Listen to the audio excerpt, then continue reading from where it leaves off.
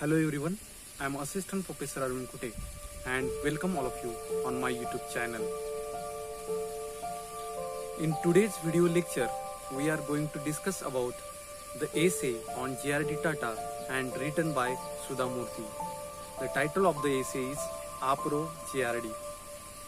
Let's discuss about the author first.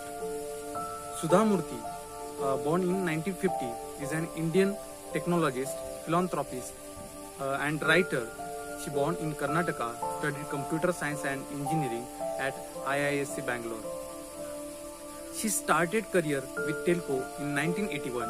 She had founded Infosys with her husband Narayan Murthy, and they started Infosys Foundation in 1996, a non-profit organization which supports programs in the field of healthcare, rural development, education and art. As a prolific writer in Kannada and English, she has published novels, short story collections, essays and travelogues, besides columns in newspapers too. Let's discuss about the essay. This essay recalls J.R.D. Tata and highlights his simplicity and vision and how he influenced her life. She recounts a job ad posted by Telco at IISc, which stated that lady candidates need not apply, made her to write a letter to J.R.D. protesting against the discrimination. It was the beginning of an association that changed her life. Let's discuss the summary of the essay. The essay starts with the photograph episode of two photographs that hang on her office wall, and she enters her office every day looking at them. The picture of two old people, one is of a gentleman in a blue suit and the other is a black and white image of a man with dreamy eyes and a white beard. People ask her if the person in the photograph are related to her. Some have even asked her, is this black and white photo that of a Sufi saint or a religious guru? She smiles and replies, no, nor are they related to me. These people made an impact on my life. I am grateful to them. They further question, who are they? She answers, the man in the blue suit is Bharat Ratna J.R.D. Tata and the black and white photo is of Jamshedji Tata. Again question, but why do you have them in your office? She replies, you can call it gratitude. Then she tells her story of the past. She was studying in the final year of her master course in computer science at Indian Institute of Science in Bangalore, which was known as Tata Institute. She was young, bright and idealistic. She did not know what injustice meant. She was the only girl student in the postgraduate department. She dreamed of going abroad or a PhD in computer science. She did not think of doing job in India. One day, she read an advertisement on the notice board. It was for the job requirement from the famous company Telco. At the bottom of the notice, there was a small line which read as follows: lady candidates need not apply. She reads the line and felt something against gender discrimination. She took the notice as a challenge.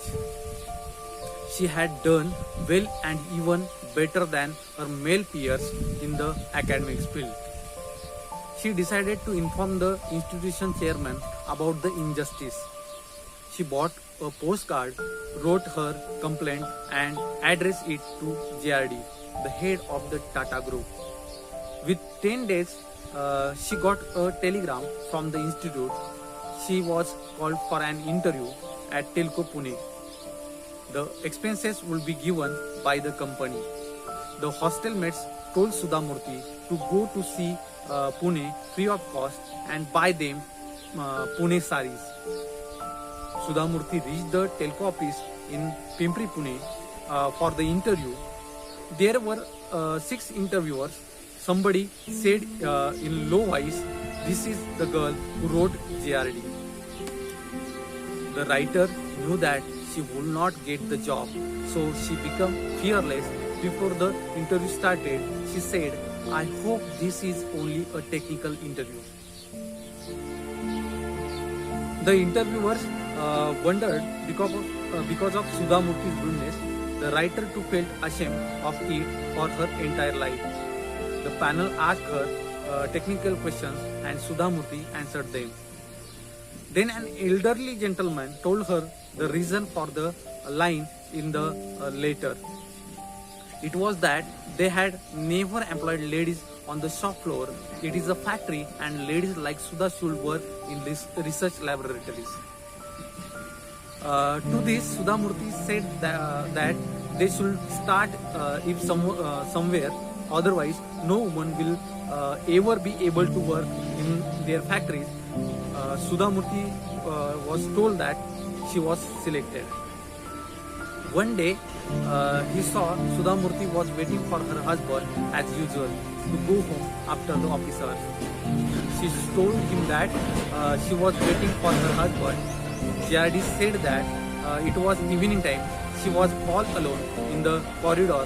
He will stay with her. Sudha Murthy felt uncomfortable. Sudha saw that JRD had worn a simple white pant and shirt. Though he was old, his face was glowing. A famous man in the country, JRD was waiting with an ordinary employee. Then Murthy came to take Sudha. JRD said to her, "Young lady, tell your husband never to make his wife wait again." In 1982, Sudha Murthy had to resign from her job at Telco. She told JRD that she had resigned and was going to Pune. Her husband had started a new company, Infosys, there. JRD said, "When you will be successful, you should give something to society. Society gives us so much." It was the last time Sudha saw JRD. After some years, JRD died and his chair was given to Ratan Tata. According to Sudha Murthy, JRD was really a great man. This is because a too busy person like him had valued a postcard written by a young girl asking for justice. Not only this, but she also gave an opportunity to an ordinary and unknown girl to work in his office. Now, there are several women who have been working on the shop floor. Sudha wishes JRD to be alive to see these changes. JRD is an ideal role model for her. JRD is a great man because despite being extremely busy person, he valued a postcard by an unknown girl seeking justice. He must have received thousands and could have thrown her letter away, but he didn't. He respected her intention of that unknown girl who had neither influence nor money and gave her an opportunity in his company. He did not merely give her a job, he changed her life and mindset forever. Today, about 50% in the field of industry are girls. She sees these changes and thinks of JRD. She feels if time asked her what she wants from life, she would wish JRD to be alive today to see how their company has grown. She thinks he would have enjoyed it wholeheartedly. She concludes that her love and respect for the house of Tatas remains undiminished by the passage of she always respects JRD and sees a role model in him for his simplicity, his generosity, his kindness and the care he took of his employees. Those blue eyes had the same vastness and magnificence, we can say that generosity of the sky. I hope that this explanation of the text will be helpful for your further studies. Please do not forget like, share and subscribe my channel. Thank you.